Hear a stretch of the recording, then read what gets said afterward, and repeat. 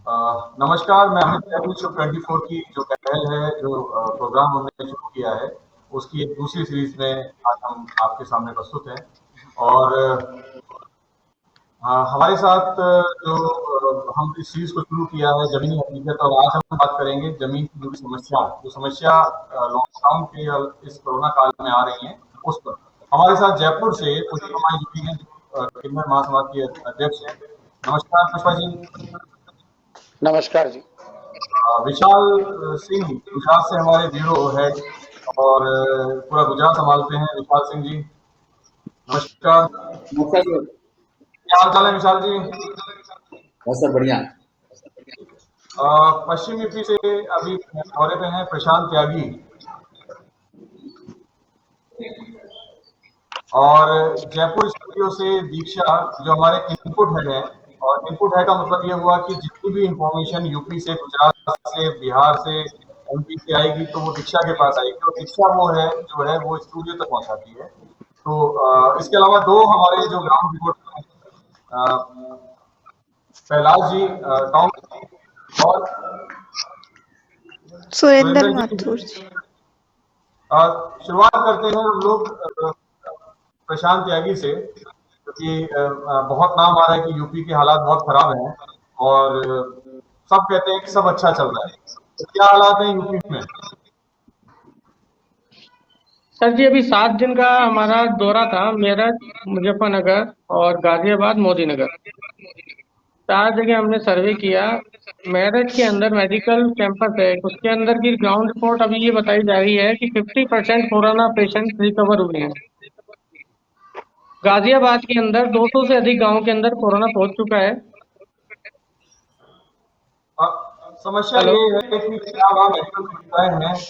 जिस तरह से पॉपुलेशन है पश्चिम यूपी की, अभी अभी पुष्पा माई भी शायद 1 महीने पहले ही वहां से आए हैं, हरिद्वार से, कुंभ के मेले से। जो समस्या है कि पॉपुलेशन और साथ साथ में मेडिकल फैसिलिटी, क्योंकि जो ग्राउंड रिपोर्ट में बात आ रही है कि सागरपुर, मुजफ्फरनगर, मेरठ, यहाँ पे ऑक्सीजन की भी कमी है, और सरकारी अस्पताल शायद उस पॉपुलेशन को संभाल नहीं रहे। अभी कल ही का एक आपके रिपोर्ट आई थी कि जो शहर गांव है, गांव के अंदर कोरोना फैल, और वहां दिक्कत ये आएगी कि क्योंकि इस पॉपुलेशन को संभालना दिक्कत आ जाएगी। तो क्या आपको महसूस हो रहा है कि मेरठ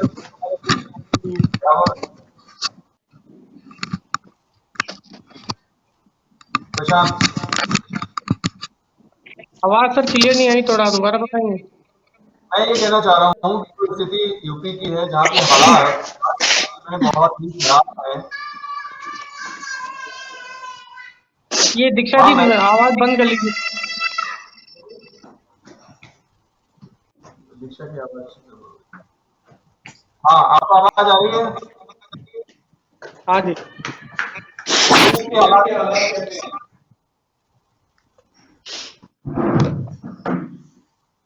हाँ जी।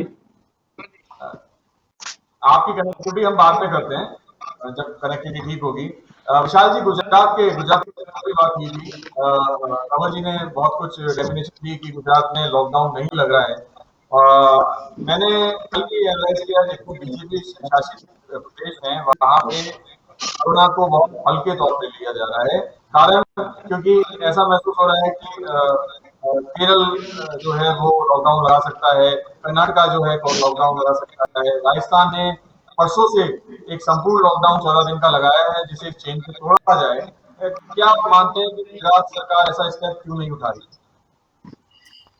एक्चुअली अगर सच में देखा जाए तो मुझे नहीं लगता कि लॉकडाउन की जरूरत है, क्योंकि पब्लिक खुद ब खुद समझ रही है कि चीजें कितनी गलत होती जा रही है। राइट, सिचुएशन खराब होते जा रहा है।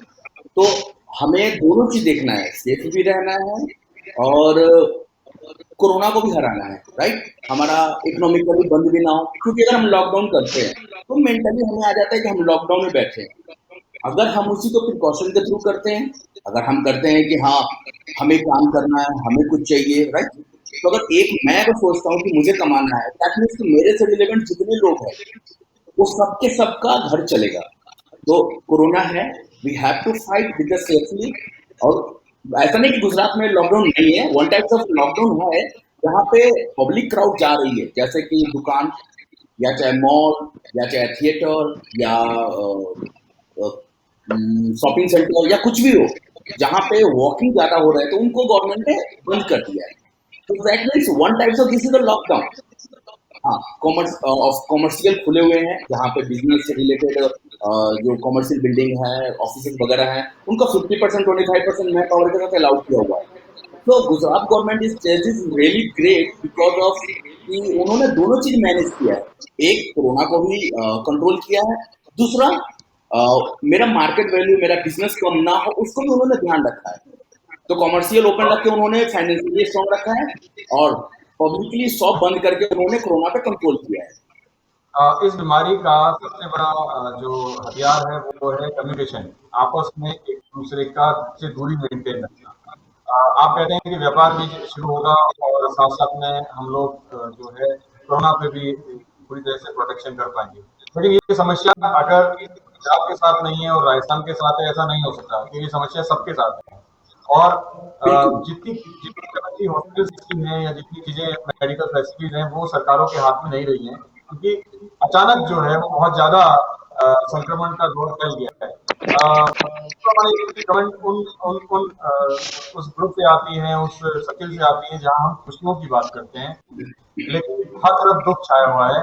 और उन्हें अपने समाज को भी देखना है कि उनकी स्थिति शायद इस दौरान और बिगड़ेगी। पिछला लॉकडाउन बहुत स्थिति खराब कर चुका है, आने वाला लॉकडाउन और स्थिति खराब कर रहा है। तो पुष्पा भाई, हालात कैसे हैं आपकी और आपके समाज के?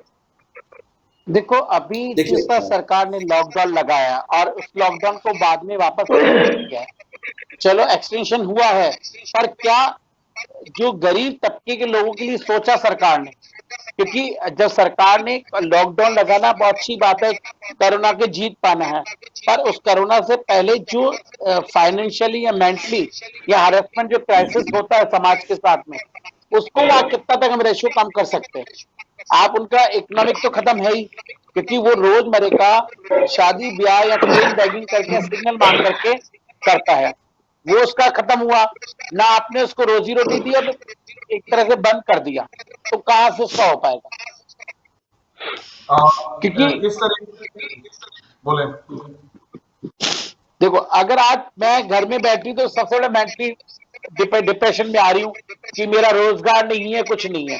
दूसरा, फाइनेंशियली तो है ही, क्योंकि मेरी जो जमा पूंजी है वो मैं घर बैठ के खाऊंगी तो मेरे पास जमा पूंजी कुछ नहीं रहेगी। तीसरा, अगर आज कहीं साथ में बैठ रहे हैं, क्राइसिस भी है और हरेसमेंट भी है, चाहे फैमिली डोमेस्टिक है, लैंडलॉर्ड का मकान का भाड़ा देना है, बिजली का बिल देना है, या मैंने कुछ लोन पे कुछ लिया हुआ तो उसकी किस्त भी देनी है, तो उन सबको गरीब तबके के लोग तो समझ ही नहीं कैसे मैनेज कर पाएगा। सरकार ने लगाना बहुत इजी लिया लॉकडाउन, और लॉकडाउन से पहले उनकी रोजी रोटी की सुविधा नहीं करी। दीक्षा, ये बहुत बड़ी समस्या आ रही है कि शिकायत करें तो किसके पास करें? क्या राज्य सरकार के पास जाएं, केंद्र सरकार के पास जाएं? और समस्या ये आ रही है कि हमें एक लॉकडाउन में देखो, डाल दिया गया है, ना तो हमारे रोजगार के बारे में सोचा गया है, ना ही उन लोगों के पास जो पहले पहले लॉकडाउन के अंदर या पहले लहर के अंदर अपनी फाइनेंशियल स्थिति को कमजोर कर चुके हैं, सरकारें ध्यान नहीं दे रही हैं। आपके इनपुट में अलग अलग लोकेशन से आपके पास खबरें आती हैं, तो किस तरह की खबरों का सामना करना पड़ रहा है? देखिए, अधिकतर तो सर दीक्षा से पूछ। हाँ, अच्छा, ओके। सर अधिकतर तो सर ये चीज सामने आ रही है निकल के, जहाँ से भी रिपोर्ट्स आ रही है कि जैसे ही अभी लॉकडाउन लगा तो लोग बाग क्या करते हैं कि हाँ लॉकडाउन लगने वाला है तो पहले हम बाजार में भागते हैं सीधे कि अच्छा लॉकडाउन लगेगा और हमें सामान इकट्ठा करके रखना है। एक तरफ तो सरकार बोलती है कि जमाखोरी बंद करो और हम सामान इकट्ठा करने भागते हैं और फिर सामान के बजाय वहां से हम डंडे खा के वापिस आ जाते हैं। जनता का ये रहता है क्योंकि उनको एक वो पैनिक अटैक जो बोलते हैं उस टाइम पे जो ये कोरोना चल रहा है और ऐसे में अपन लॉकडाउन लगा दे रहे हैं, तो जो आम जनता है उसके लिए तो ये पैनिक ही है कि वो घर बैठे क्या करेगा, क्या खाएगा। तो इस चक्कर में सबसे पहले तो यही चीज आ रही है कि लोग बाग जहाँ भीड़ कम होने की बात हो रही है वहां भीड़ ज्यादा हो रही है, क्योंकि पहले से प्री प्लान कुछ नहीं किया जा रहा, एकदम से थोपी जा रही है चीजें। तो ये वाली चीजें पहले ज्यादा सामने निकल के आ रही है। सरकारें 5 दिन का, जैसे यूपी में पहले 2 दिन का कर्फ्यू लगा, फिर जो आपके वीकेंड पे कर्फ्यू लगा, इसके बाद धीरे धीरे धीरे धीरे आपने 5 दिन का कर्फ्यू कर दिया। प्रशांत त्यागी, जो यूपी के हालात हैं वो पॉपुलेशन के हिसाब से सबसे ज्यादा है, और फिर इस तरह से लॉकडाउन लगाना, अगर लॉकडाउन लगाना ही है तो एक बार में 15 दिन का घोषित कर दिया जाए ताकि चेन को खत्म कर दिया जाए। सरकारें भी जो लॉकडाउन है वो अपनी खुशी से नहीं लगा रही हैं, लेकिन दिक्कतें ये हैं कि इंफ्रास्ट्रक्चर इतना नहीं है। तो प्रशांत, आपको आवाज आ रही है? नहीं, उसकी वॉइस नहीं। हाँ, यही क्वेश्चन विशाल जी मैं आपसे पूछ रहा हूँ कि बार बार छोटे छोटे लॉकडाउन लगाने से अच्छा है एक बार सरकारें इसको काम कर लें और महीने भर का या अपनी आसान है उस हिसाब से छोटे छोटे लॉकडाउन लगाने से आपको लॉकडाउन की नजरिया इस तरह से कर दिया है कि आपको सरकारें कुछ फायदा पहुंचाएंगी, क्योंकि लॉकडाउन को लॉकडाउन का नाम दिया ही नहीं जा रहा। Actually lockdown that's not solution, ठीक है। अगर आज के दिन में हम बात करें तो सबसे ज्यादा जरूरत क्या है, राइट? हमें कैसे सरवाइव करना है, ठीक है, और हमें कैसे आगे का प्लान करना है। ऐसा नहीं कि हमें आज का दिन निकालना है, राइट? तो लॉकडाउन मैं नहीं समझ रहा किसी रीजन से सॉल्यूशन है, ठीक है। प्रिकॉशन के साथ हमें अपना काम करना है। जैसे कि हम कोई काम कर रहे हैं तो हम क्या करना चाहते हैं, हमें किस सेफ्टी वे से कर सकते हैं। ऑफकोर्स सही बात है कि अगर हम अपना जमा पूंजी खर्च करते हैं तो आगे कैसे करेंगे, ठीक है। तो लॉकडाउन का सोल्यूशन मुझे नहीं लगता कि सही है। और गवर्नमेंट, अगर कोई भी स्टेट गवर्नमेंट लॉकडाउन करवा रही है, दैट मीन्स कि उसमें कैपेसिटी नहीं है उस चीज का हैंडल करने का। या कोई भी स्टेट हो, मैं किसी पॉलिटिक्स को या किसी पार्टी को ब्लेम नहीं करना चाहता, बट एक्चुअली अगर गवर्नमेंट ये समझ ले कि ग्राउंड लेवल पे जो बंदे खड़े हैं, जैसे मिडिल क्लास या लोअर क्लास, ये पब्लिक सबसे ज्यादा मारी जाती है ड्यूरिंग लॉकडाउन। ना उनको खाना मिल पाता है। अगर कोई चीज, जैसे मिडिल क्लास की फैमिली का, अगर मुझे चावल 5 रुपए मिल रहा है या 50 रुपए मिल रहा है, लॉकडाउन के पीरियड में वो चीजें महंगी हो जाती है और हमें नहीं मिल पाता है। तो सफर का जो पीरियड है ना, बहुत गंदा हो जाता है ड्यूरिंग दैट टाइम। तो मुझे नहीं लगता कि ये सब चीजें ना एक तरह से कालाबाजारी का वे बन जाता है। इमरजेंसी थी, लास्ट ईयर गवर्नमेंट ने लगाया, दैट्स ओके, बट 1 साल के अंदर में गवर्नमेंट को इतनी प्रिपेयर हो जानी चाहिए। जिस किसी स्टेट गवर्नमेंट ने लगाया है वो सही नहीं है, क्योंकि अगर 1 साल में उन्होंने अपने स्टेट को इस काबिल नहीं बनाया कि हाँ हम 2, 4, 6 महीना खेल सकें पब्लिक के साथ अच्छे से, कि मतलब उनको व्यवस्था दे सकें, सारी फैसिलिटी दे सकें, तो मुझे नहीं लगता कि उनका रहना सही है, या कोई भी पार्टी का हो। सबसे ज्यादा जो डेथ है वो यूपी और गुजरात काफी अच्छी डेथ कर रहे हैं, और क्योंकि रेशियो छुपाए जा रहे हैं। आप जनता को मरने दे रहे हैं और लॉकडाउन इस वजह से ना लगाएं क्योंकि आप ये प्रूव करना चाहते हैं कि आपकी सरकारों ने काम किया है। ऑक्सीजन पहुंच नहीं रही है, लंबी लंबी लाइनें। देखिए सर, मैं एक चीज और बोलना चाहूंगा कि लंबी लाइनें लगी हुई हैं। हम जिंदा रहेंगे तो हम काम कर पाएंगे। क्या ये समस्या? एक सेकेंड, एक्चुअली देखिए, जिंदा रहना तो जरूरी है सबके लिए, जो भी हम जिंदा रहेंगे तो ही कुछ कर पाएंगे, ठीक है। Life is first priority. लेकिन यहाँ पे प्रॉब्लम क्या रही है, अगर हम लॉकडाउन करते हैं या हम बैकफुट पे जाते हैं तो हम ऑटोमेटिकली मर रहे हैं, राइट? सर हाँ, तो हमारे पास नहीं है। आपको कुछ ऐसा कर दिया गया है कि लॉकडाउन भी नहीं लगाया गया है, और साथ साथ में आपको कुछ जगह पे खोल भी दिया गया है। देखिए, किसी भी चीज का या तो प्रॉपर इलाज हो जाए, आधा अधूरा इलाज हमेशा समस्या का बना रहता है।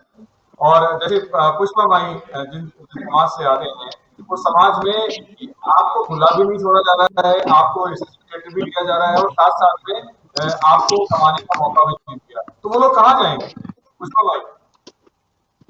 देखो, समाज को न तो बाहर निकलने की इजाजत और न तो शादी समारोह भी खत्म हो गया है। एक तरह से राजस्थान में देखा जाए तो शादी समारोह तो वो जो समाज, हाँ, जो समाज बधाई की बेस पे कर रहा था उसको भी एकदम लॉकडाउन किया। तो अब ये सीजन के बाद तो पूरा सीजन कमा ही नहीं पाएगा, तो उसका आगे जीने का सहारा क्या है? या शादी ब्याह तो हुई नहीं, तो वो कैसे आगे जाकर, और सोशल डिस्टेंसिंग तो कोई अपने घर में एंट्री देगा नहीं। तो सरकार ने अभी तक इस समाज के लिए जो इतना बड़ा आंकड़ा है, 75 से 1 लाख राजस्थान का जो ट्रांसजेंडर समुदाय का आंकड़ा है, तो उस आंकड़े को ध्यान में देखते हुए सरकार ने उसके लिए कुछ सोचा नहीं, क्योंकि उस समाज के पास न तो कोई वोटर आईडी है, न कोई आधार कार्ड है जिसकी वजह से वैक्सीनेशन भी ले सके या सरकारी योजनाओं का बेनिफिट उठा सके। तो ये समाज तो ऑलरेडी पीछे, आपने तो इस समाज को तो पीछे मार ही दिया, क्योंकि वैक्सीनेशन भी नहीं ले पा रहा, और एकदम से लॉकडाउन के एकदम से उनके लिए तो मरण ही है। दीक्षा, ये बहुत बड़ी समस्या है कि आज मानव होने के नाते हमारे पास आधार कार्ड ही नहीं है।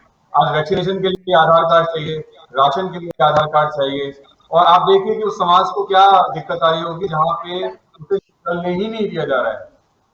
उनका मेन सोर्स जो है वो बधाइयों और शादियों से रिलेटेड भी होता है, या किसी की हमारे यहाँ खुशियाँ आती हैं तो हम सबसे ज्यादा आज सरकार उनको भूल के बैठी हुई है। साथ साथ में ये बहुत बड़ी समस्या आ रही है कि कुछ लोग कह रहे हैं कि लॉकडाउन हो और कुछ कह रहे हैं लॉकडाउन नहीं हो। आज से 10 दिन बाद भी लॉकडाउन जो है वो लगे या फुल लॉकडाउन लगे, उससे अच्छा है कि हम उस स्टेप को बहुत पहले उठा लें। तो ये बहुत बड़ा है कि कुछ लोग कह रहे हैं कि लॉकडाउन सही है और कुछ लोग कह रहे हैं लॉकडाउन गलत है, लेकिन मेरे हिसाब से लॉकडाउन को एक बार परमानेंटली चेन को तोड़ना पड़ेगा और सरकारों को ये सोचना पड़ेगा कि जो लोग घर पे हैं उनका राशन या उनकी चीजों की व्यवस्था कैसे है। तो ये जो समस्याएं आप ग्राउंड लेवल पे देख रही हैं वो किस तरह से है? बिल्कुल सर, आपकी बात से मैं सहमत हूँ, क्योंकि सरकार को ये चीज, जैसे जब कोरोना की पहली वेव इंडिया में आई थी तो पहले अपना एक बार खुद के लिए जो था लॉकडाउन करने को कहा था, है ना। आत्मनिर्भर हो हमने गए, एक दिन क्योंकि पूरा हमें ऑक्सीजन भी खुद ढूंढनी पड़ रही है, हॉस्पिटल भी खुद ढूंढने पड़ रहे हैं, खाने हाँ को खुद ढूंढना पड़ेगा। हाँ, तो आत्मनिर्भर होने को कहा था और यह भी कहा था कि ठीक है, आप लोग खुद अपनी तरफ से एक दिन लॉकडाउन रहिए। हमने वो करा और उस टाइम पे हम सब लोगों ने लॉकडाउन की पालना भी करी। सरकार की तरफ से कुछ राहत भी दी गई, कोई कहीं नहीं भी दी गई। ठीक है, उस टाइम पे ये चलन चला, लेकिन अब जब कोरोना की दूसरी वेव आई है तो ठीक है, लॉकडाउन लगाया जा रहा है पर नाम अलग अलग दिए जा रहे हैं, जन अनुशासन पखवाड़ा और लॉकडाउन है, पर पूरी तरीके से नहीं। लेकिन इस चीज में भी मर कौन रहा है? मजदूर या ऐसा वर्ग जिसके पास किसी तरीके के कोई सपोर्ट नहीं है, कोई सहायता नहीं है। जैसा कि पुष्पा माई ने बताया कि इन लोगों के पास आधार कार्ड नहीं है। इस पूरे समाज में बहुत दिक्कत आ रही है इनको आधार कार्ड बनाने में या वोटर आईडी कार्ड बनाने में, उसके लिए इनको प्रूफ देना पड़ता है। जेंडर को लेकर दिक्कतें आती है, तो ऐसे में इन लोगों के राशन की व्यवस्था करना भी सरकार की जिम्मेदारी होती है, पर सरकार इससे पल्ला झाड़ लेती है। तो ये एक चीज बड़ी समस्या भी है। के साथ साथ एक चीज और पूछना चाहूंगा आपसे कि अगर किसी किन्नर को मेडिकल सुविधाओं की जरूरत पड़ती है, आज मैं देख रहा हूँ कि सबसे पहले आधार कार्ड का, कि आप अपना आधार कार्ड दीजिए तब हम आपको हॉस्पिटल के अंदर एडमिट करेंगे। ऐसे हालात में आप लोग किस तरह से इस चीजों को, आपकी क्या समस्याओं का सामना करना पड़ता है? बहुत चीज समस्या का सामना करना पड़ता है, क्योंकि मेडिकल में हमेशा फीमेल और मेल वार्ड होते हैं, तो सबसे बड़ा क्वेश्चन मार्क आता है उसको कौन से वार्ड में शिफ्ट किया जाए। तो या तो उसको हाई डोज वगैरह दे करके एडमिट ही नहीं किया जाता हॉस्पिटलाइज में। और अभी मेरे पास एक आंध्रा से वॉइस मैसेज आया है चंद्रमुखी का कि मैं सर्वाइव कर रही हॉस्पिटल में, ना मेरे पास फाइनेंशियली है ना कोई है।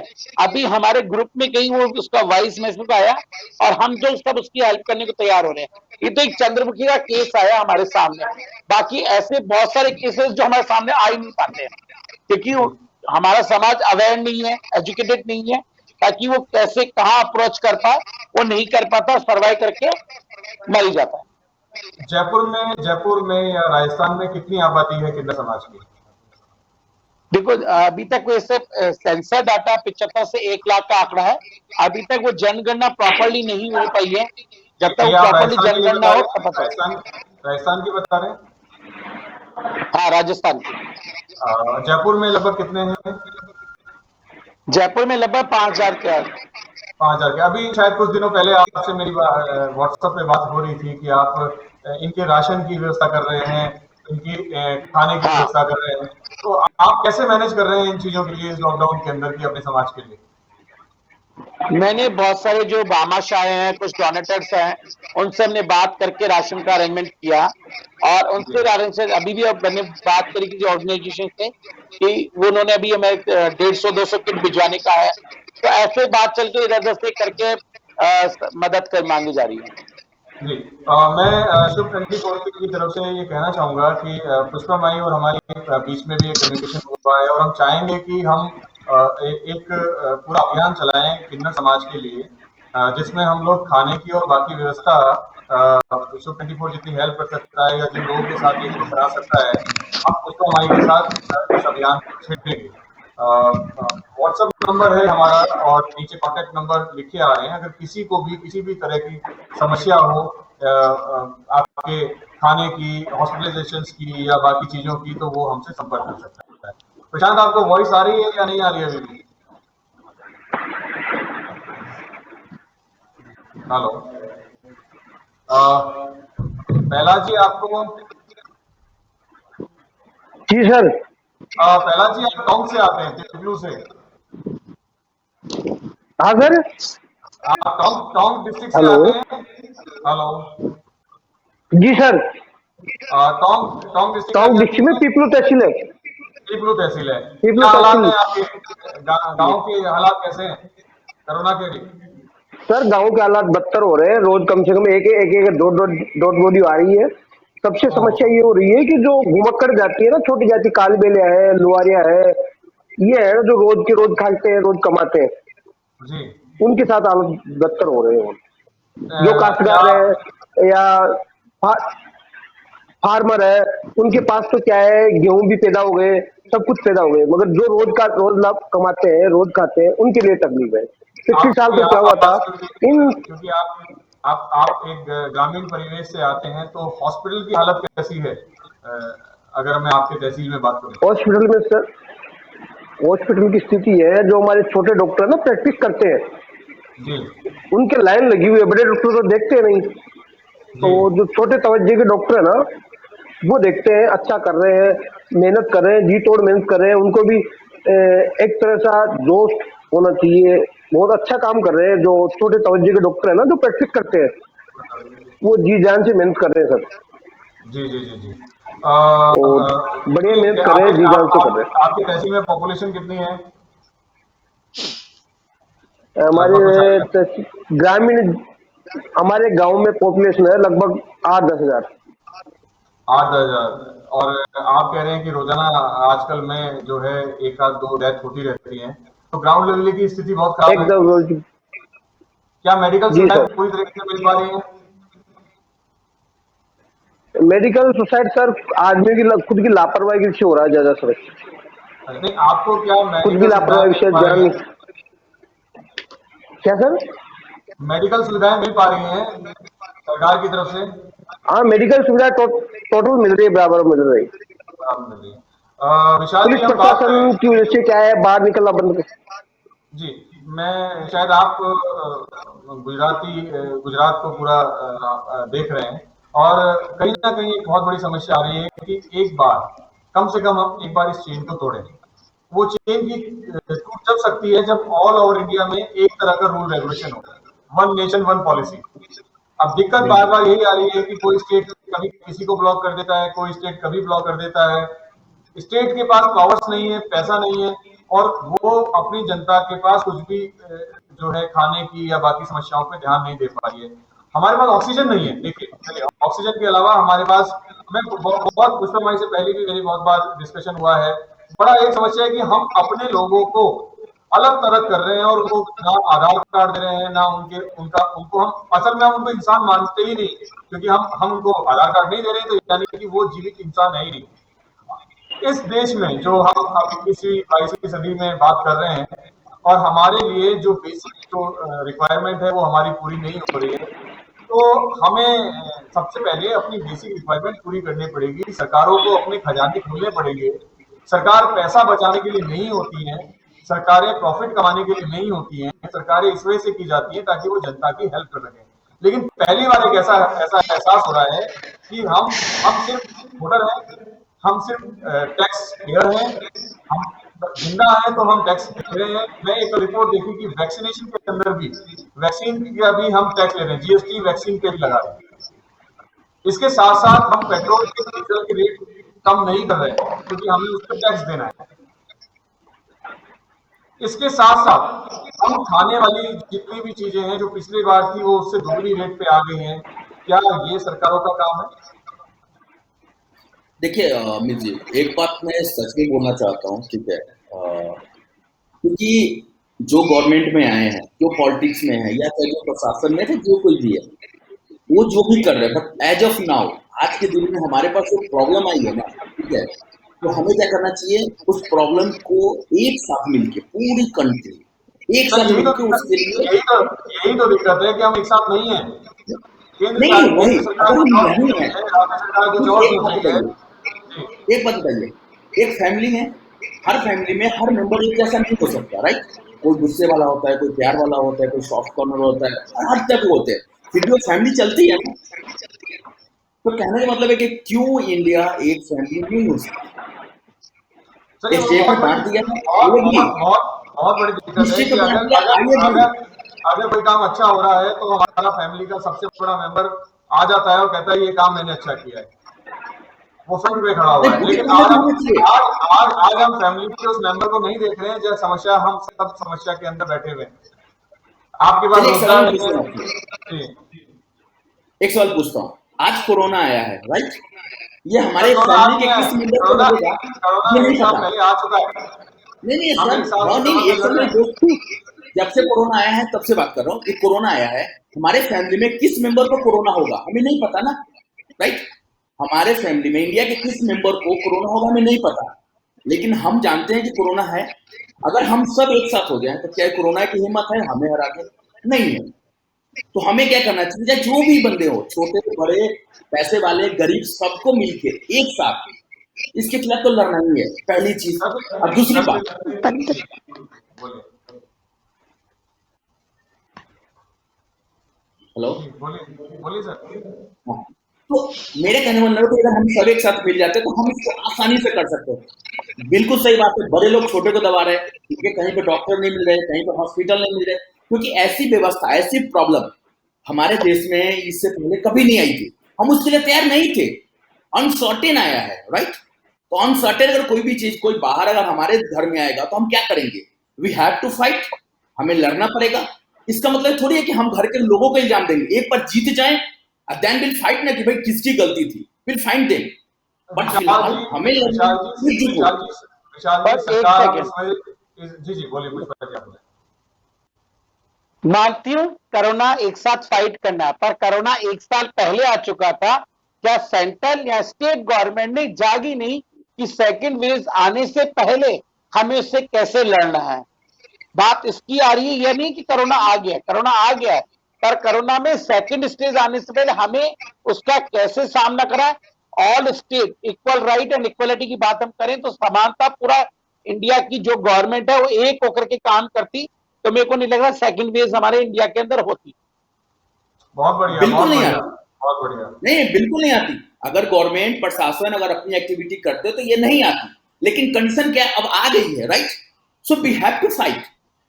फिर एक बार हम निकलने के बाद वही तो सोचेंगे कह कि रही क्या करना है। वही तो कह रही हूँ विशाल जी वही कह विशाल रही जी हूँ आप यही पुष्पा कह जी रही हूँ। बोलिए। सेकंड वेव आ गई है और सेकंड वेव से हमें फेस करना है, ताकि थर्ड वेव, जैसे आंध्रा के अंदर तीसरी लहर आ चुकी है, हम नहीं चाह रहे कि वापस और तीसरी लहर भी पड़े। विशाल जी आपकी बात का लेकिन आज के दिन में एक चीज और बोलता हूँ कि पुष्पा माई को जो वैक्सीन लगनी है वो 400 रुपए की लगेगी, विशाल जी को जो वैक्सीन लगनी है वो 300 रुपए की लगेगी, मेरे को जो वैक्सीन लगनी है वो 500 रुपए की लगेगी। तो जब हम अपने गलत है। अपने डिफेंस, दूसरी बात 500 रुपए में भी अभी हम जीएसटी लेंगे, यानी कि हमारी वैक्सीनेशन के काम में भी हम जीएसटी को अप्लाई करेंगे।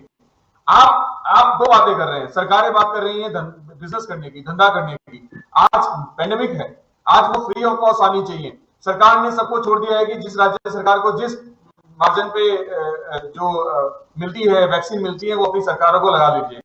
गुजरात खरीद सकता है क्योंकि गुजरात बहुत फाइनेंशियली बहुत अच्छा प्रदेश है, लेकिन बिहार नहीं खरीद सकता, झारखंड नहीं खरीद सकता। वहां आप क्या देख रहे हैं? हम विशाल जी मेल हैं, इस वजह से बहुत अच्छे हैं, उनको मिल सकता है, दीक्षा को मिल सकता है, लेकिन पुष्पा माई को नहीं मिलेगा क्योंकि वो किन्नर है। ये कौन सा तरीका नहीं है? मिल रहा। ये कौन सी सरकार है?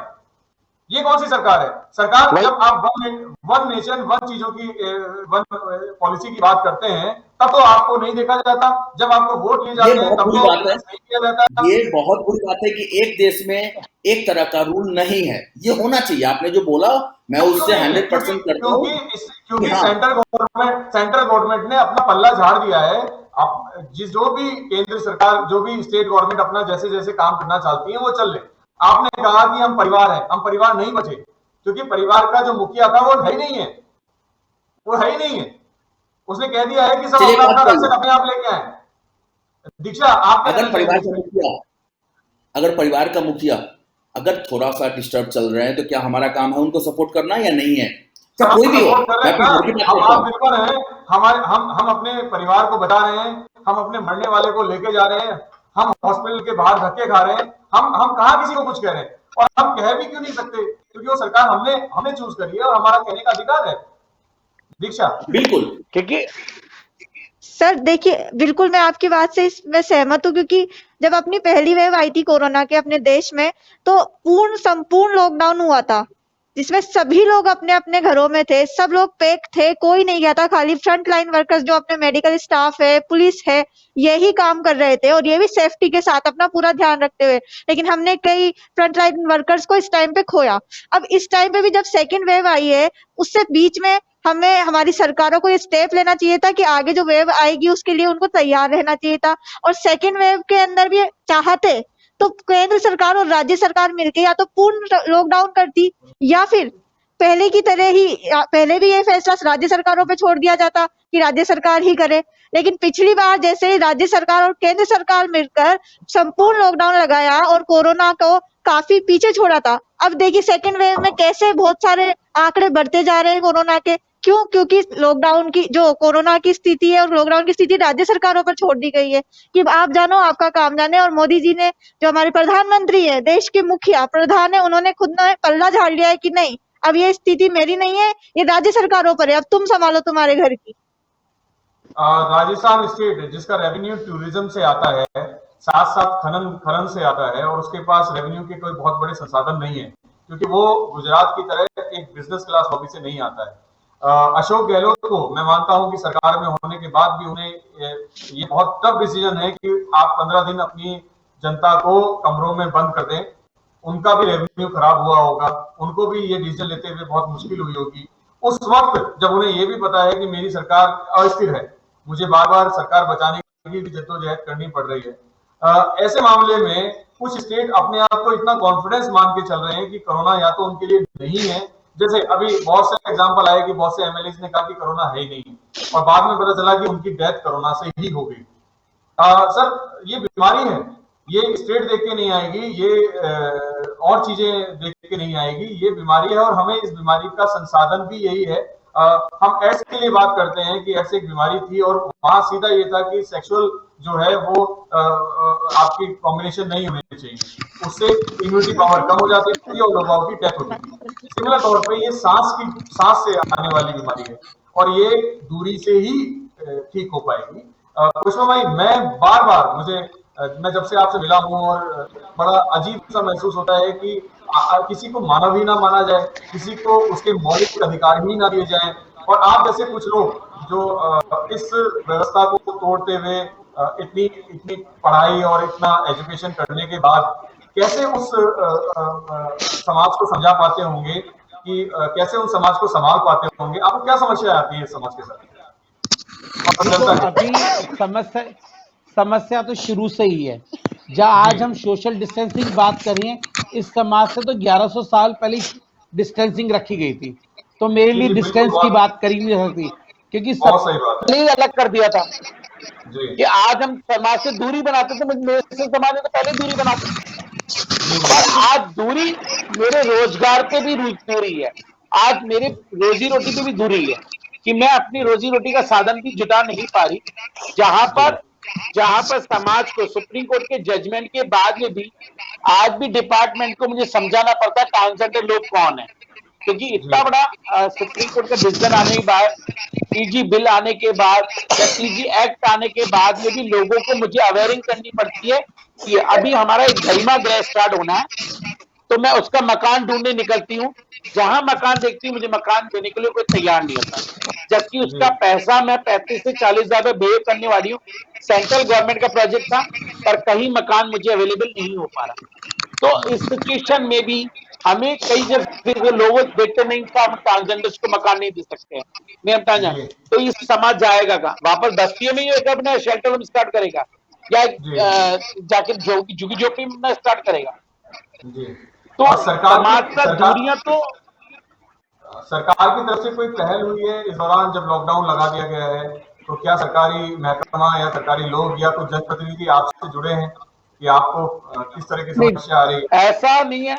समस्या तो अभी आ ही रही है, क्योंकि जहां पर अगर आप देखा जाए, सरकार ने अभी राहत कार्य के लिए बोला, जिनको पेंशन नहीं मिलती उनको 1,000 रुपए का मेहनता दिया, पर उसमें कहीं भी ट्रांसजेंडर का डिक्लेरेशन नहीं है कि डिक्लेरेशन इस नहीं किया समाज को भी देना। है।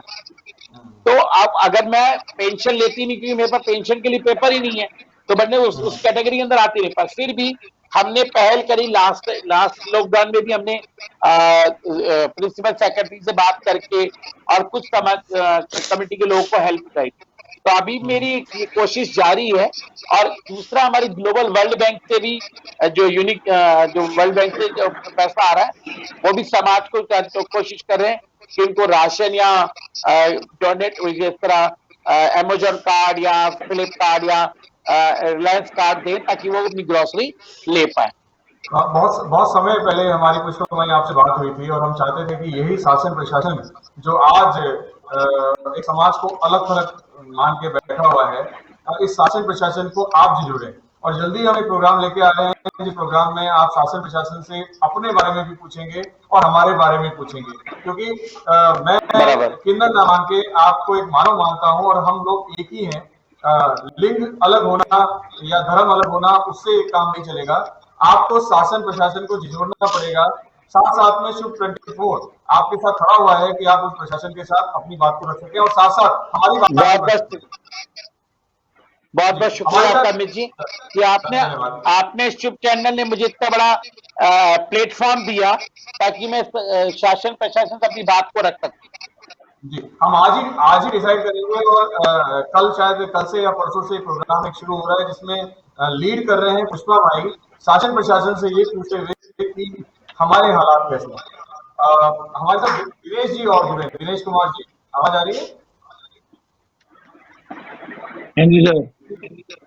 दिनेश जी, आप कहाँ से हैं? मैं सर बीकानेर से हूँ, राजस्थान बीकानेर से। अच्छा, बीकानेर से है। ये तो 24 का जो प्रोग्राम है, आपका स्वागत है। बीकानेर थैंक के यू हालात सर। कैसे हैं? सर बीकानेर के हालात अभी बहुत ही दयनीय स्थिति में हैं। हमारे यहाँ अभी जी, तक पर डे 1000 से 1200 पेशेंट आ रहे हैं और 15 से अरे 20 आदमी पर डे मृत्यु को प्राप्त हो रहे हैं। हालात ये हो गए हैं कि यहाँ ऑक्सीजन की कोई व्यवस्था नहीं है, ये आप लेकिन सरकारी आंकड़ा बता रहे हैं? लेकिन परसों हमारे यहाँ पूर्व की विधायिका है सुश्री सिद्धि कुमारी, उन्होंने ऑक्सीजन प्लांट की घोषणा की है। जी, नहीं, ये जो और आपने हालात से राजस्थान जो बताए हैं, ये सरकारी आंकड़े हैं या आप आंकड़ों का या आप एक्चुअल आंकड़े बता रहे हैं? सरकारी नहीं आंकड़े नहीं, मैं एक्चुअल आंकड़े बता रहा हूँ आपको। सरकार जी, के तो स्थिति आपको बताया ना कि अभी 4 रोज पहले हमारे यहाँ राजस्थान सरकार के मुख्यमंत्री ने तो पल्ला ही झाड़ दिया कि जी, हमारे मैं और हमारे विधायक जो है वो पूरे 7 करोड़ की जो आबादी है वहां तक पहुंच नहीं पाएंगे। तो इसके जी, लिए अब मैं जनता से अपील करता हूँ कि वो अपनी सुरक्षा खुद रखें, लेकिन नहीं, हालात जो है वो बड़े दयनीय हैं। देखिए, मैं किसी पक्ष या विपक्ष की बात नहीं करना चाहता, लेकिन अगर कोई आदमी ये कह देता है कि एक्चुअल स्थिति को एक्सेप्ट कर लेता है, जैसे कुछ सरकारें एक्चुअल स्थिति को एक्सेप्ट नहीं कर रही हैं, उन्हें लग रहा है कि वो, मैं यूपी का बहुत बड़ा उदाहरण लेता हूँ। यूपी में लखनऊ, वाराणसी, मेरठ, मुजफ्फरनगर, सहारनपुर, क्योंकि आबादी के हिसाब से वो एक सबसे बड़ा स्टेट है और वहां पे डेथ रेशियो बहुत ज्यादा है, लेकिन योगी सरकार उस रेशियो को नहीं दिखा रही है। कोई चीज एक्सेप्ट कर लेना और उसे मान लेना मुझे नहीं लगता कि कोई बुरी बात है। अब बीकानेर के जो हालात हैं या बीकानेर या सराउंडिंग के हालात हैं, हॉस्पिटल और बाकी स्थिति कैसी है दिनेश जी? हाँ सर। हॉस्पिटल की स्थितियां कैसी हैं? सर हॉस्पिटल की स्थिति, मेरा परसों जाना का हुआ हॉस्पिटल में जी, डॉक्टर्स जो है वो पेशेंटों से मतलब अपनी एक दूरी बनाए रखते हैं, पेशेंटों के पास अच्छा, भी नहीं जा रहे हैं। जी। जैसे कोई दीक्षा, दीक्षा, परसों फुल लॉकडाउन लग रहा है और क्या आपके पास कोई इंफॉर्मेशन है कि इस फुल लॉकडाउन के अंदर राशनिंग का या जिन लोगों के पास फंड नहीं है या ट्रैवल की क्या गाइडलाइंस है? कोई सरकार की तरफ से कोई राशन सुविधा मिल रही है क्या इस बार? देखिए सर, अभी तक तो इस तरीके की कोई जानकारी या कोई इन्फॉर्मेशन सामने आई नहीं है कि सरकार अभी इस बार भी लोगों को राशन वितरण करेगी या उनको कम दाम में राशन दिया जाएगा, जब बल्कि राशन के जो दाम है या नॉर्मली किचन का जो सामान का है वो काफी महंगा और हो गया है, रेट बढ़ा दी गई है उन चीजों पर, क्योंकि लॉकडाउन की वजह से एक तो अपना ये परिवहन का आवागमन की वजह से इन चीजों की रेट बढ़ गई है। लेकिन इस समय जो इन्फॉर्मेशन है मतलब नहीं आ रही है इस बारे में कि इस बार भी खाद्यान्नों पर आपको राशन वितरण किया जाएगा या खाद्यान्नों की कीमत कम की जाएगी। कोई सरकार की तरफ से कोई पहल खाने की या राशन की? जी सर, कोई राशन की व्यवस्था है सरकार की तरफ से कि अगर इन 15 दिन के लॉकडाउन में सब लोग अंदर हैं तो राशन कहाँ से आएगा? सेंट्रल गवर्नमेंट या स्टेट गवर्नमेंट? सर राशन में देते हैं क्या है? गेहूं देते हैं। गेहूं से क्या होता है? सिर्फ गेहूं देते हैं। गेहूं से क्या होता है? सिर्फ 5 किलो गेहूं देते हैं सर, 5 किलो गेहूं। भाई 5 किलो गेहूं से क्या होता है 5 किलो सर? गेहूं देते हैं, वो भी 2 रुपए किलो के हिसाब से देते हैं। अच्छा, वो भी 2 रुपए किलो? नहीं, वो तो फ्री में दिए थे। गेहूं तो फ्री में दिए थे, मगर 2 किलो सिर्फ 5 किलो गेहूं से होता क्या है उसमें? लेकिन सर राशन भी उनको दिया जाएगा जिनके पास राशन कार्ड हो, और ऐसी बहुत सारी जनता है ऐसी बहुत सारी जनता है उनके पास राशन कार्ड ही नहीं है, या फिर है तो इतना पुराना है कि उसको अब चलन ही नहीं है उस राशन कार्ड का, तो कैसे उन तक राशन पहुंचेगा। और अभी तक ऐसी कोई इन्फॉर्मेशन आई भी सामने भी नहीं आई है कि इस बार राशन वितरण सरकार की तरफ से किया जाएगा। मतलब हम पूर्ण रूप से आत्मनिर्भर बन चुके हैं, हमें सरकार की राशन की जरूरत नहीं। हमने जैसे बिल्कुल सर, खाद्य सुरक्षा में हमने ट्रांसजेंडर लोग को ऐड तो करा लिया, पर खाद्य सुरक्षा में ट्रांसजेंडर लोग का कोई अभी आईडी कार्ड नहीं बना, जिसकी वजह से पिछली बार भी हमें कोई राशन नहीं मिला था। इस बार भी खाद्य सुरक्षा ने हमें उस फॉर्म में दाम तो डाल दिया है, पर अभी तक हमारा कोई कार्ड बना नहीं है जिसके ब्याह से उनको राशन फ्री मिले सके। विशाल जी, राशनिंग पार्ट आता है वो सेंटर का भी आ जाता है, स्टेट गवर्नमेंट का भी आता है।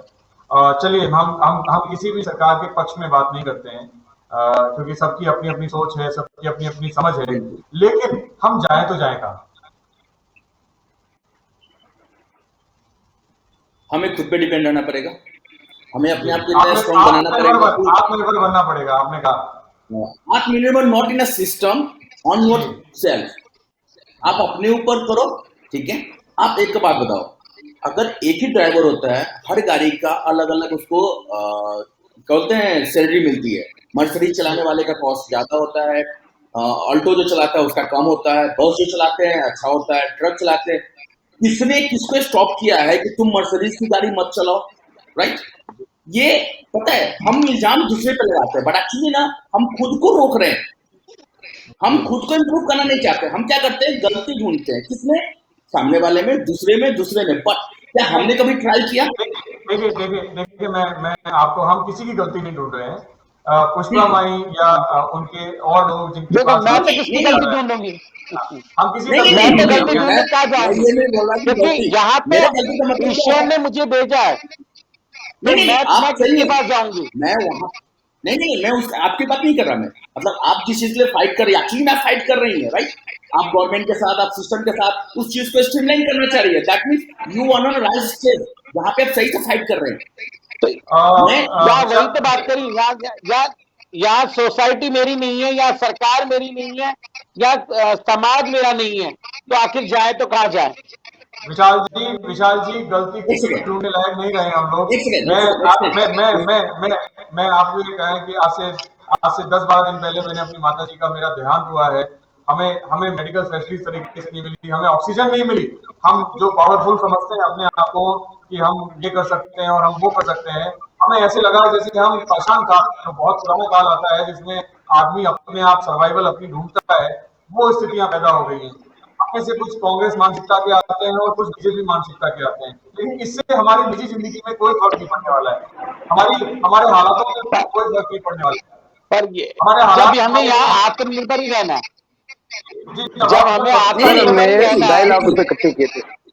हम अमित सर सरकारें इस वजह से एक सेकंड मैं 2 मिनट कहना चाहूंगा। हम सरकारें इस वजह से कुछ करते हैं क्योंकि वो हमारे लिए हानि करें, हमारे लिए समस्याओं को निपटाने का जरिया बने, इसलिए हम अपना वोट देने जाते हैं।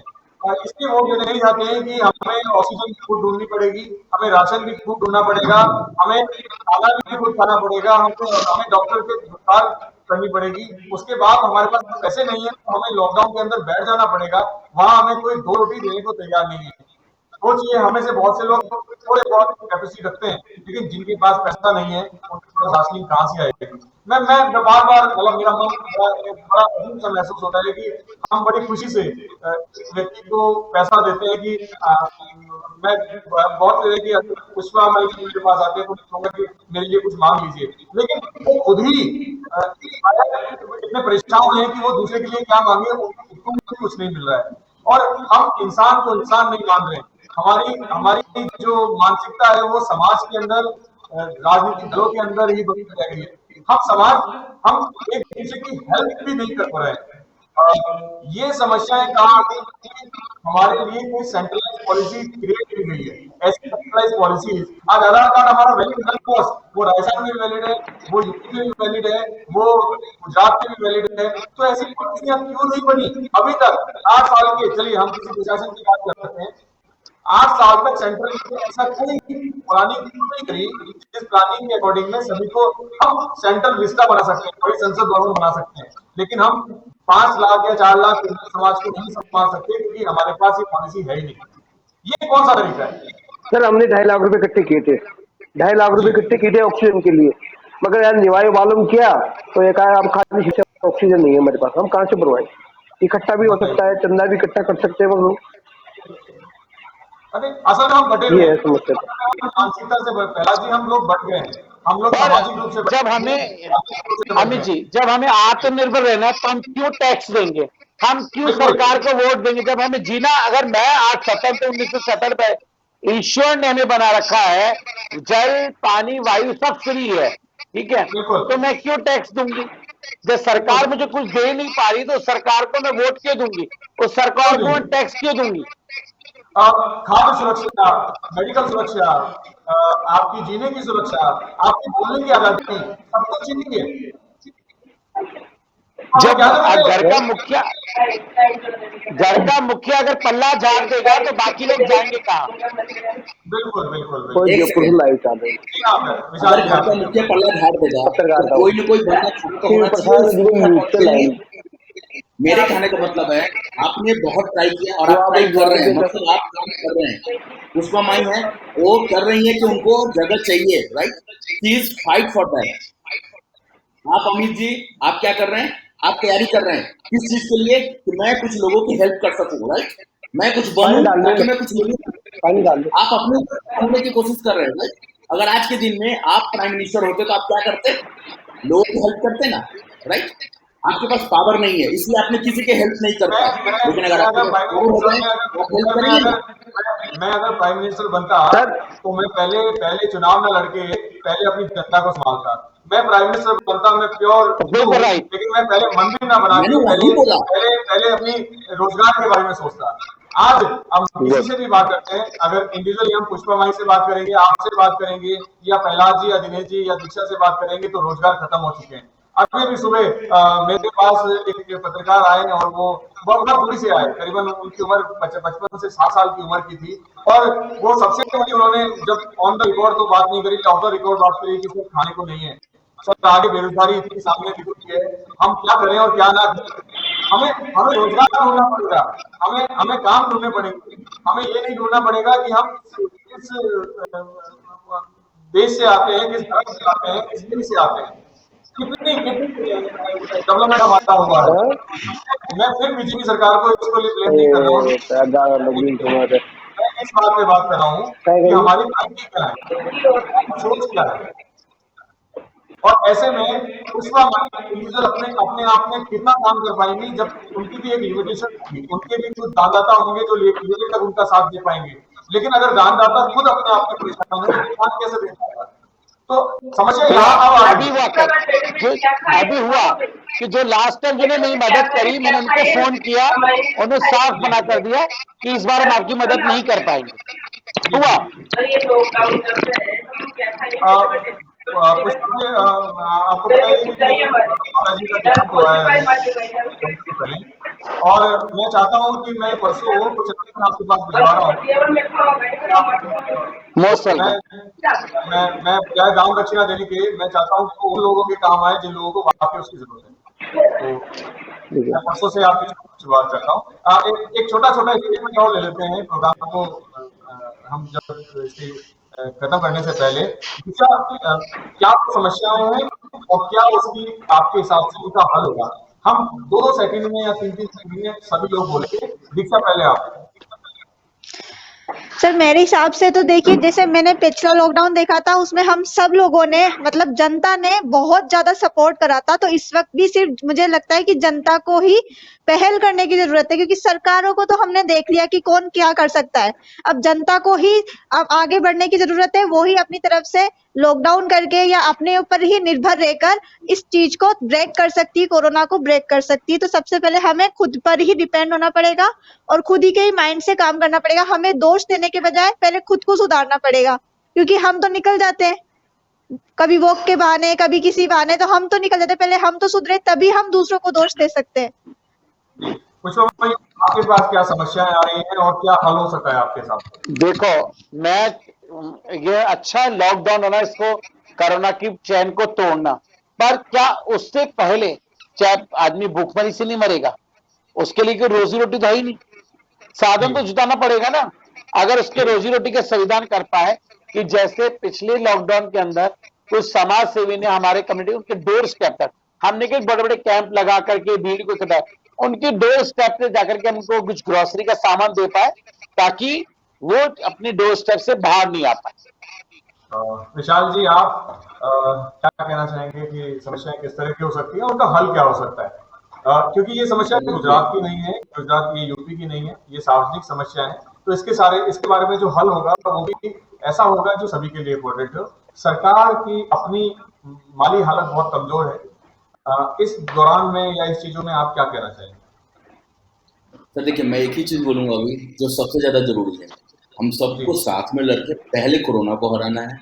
उसके बाद में फिर अपनी अपनी तैयारी करते हैं कि हमें क्या करना है नेक्स्ट लेवल पे।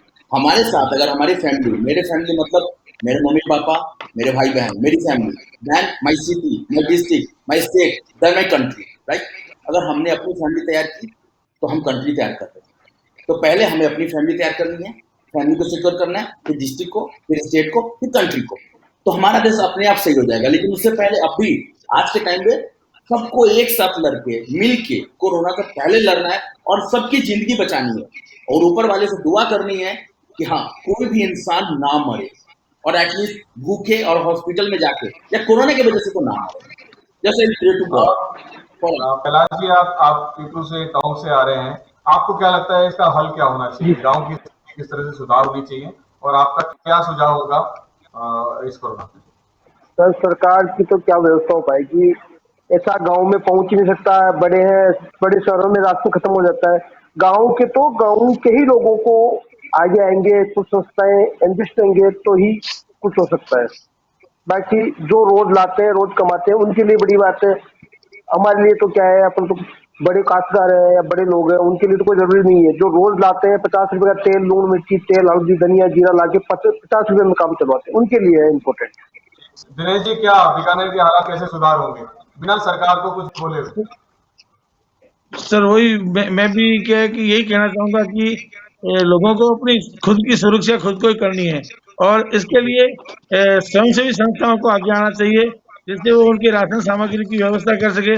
हमारे यहाँ सर पिछले साल भी कुछ संस्थाओं ने खाने पीने की सूखे राशन सामग्री की व्यवस्था की थी, तो ऐसी व्यवस्था इस बार भी करे ताकि गरीब तबके के लोग रोजगार के लिए बाहर न निकले और इस बीमारी को बढ़ावा न मिल सके।